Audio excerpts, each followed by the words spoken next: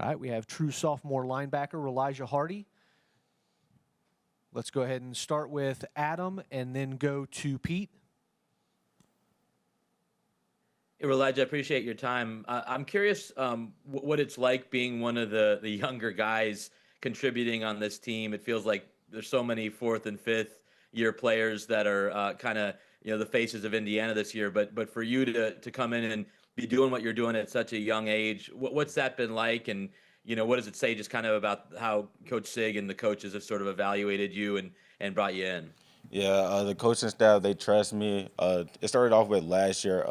It's funny that you say young guy. Coach Haynes always said, you're not a young guy. Like coming in, he always said, I'm one of the older guys. I can be a leader. And it's just been a great time here this year, being able to play as a true sophomore and play with those older guys. Hey, Rolijah, every team in America talks about next man up. You guys as a team has done that extraordinarily well. You've had injuries at linebacker, at defensive line, at even kicker. What is it that enables you to do that? Is it the quality of the depth, the coaching? How are you able to do that? Yeah, it's definitely the coaching. It's the quality of the coaching. These coaches, they put a lot of time to all the players, the installs. Everybody knows what to do. They know everybody else's job. So when it's the next man's up, it's his turn. They know what to do. All right, we'll go to Sammy Jacobs next, and then Zach B. Rolijah, you guys have done a really good job of limiting the yards after catch with a lot of these explosive receivers. What goes into that in practice, and then in the game, how do you just bring these guys down without them getting these extra yards?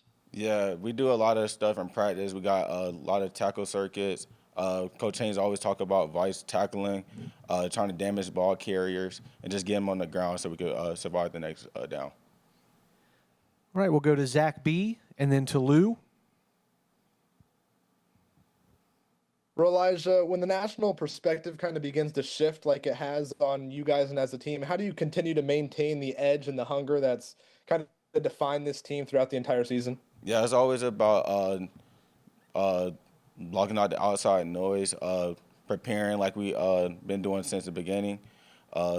Just keep playing, preparation. We just try to go 1-0 every week, and that's our goal. Good afternoon. This is kind of a big picture question. Do you guys ever talk about the fact that right now you're ranked #1 in the country, you're the only undefeated team in the country, and that you're on the verge of playing for a national championship and a chance to do something special and once in a lifetime in the history of Indiana? Does it ever come up between you guys as teammates saying, we are a team of destiny or we could do this? Well, it's not really about us being the #1 team. We talk about how we got here, and that's preparation, the hard work we put in, and we just try to focus on that, and we go from there. All right, we'll go to Dan and then to Seth.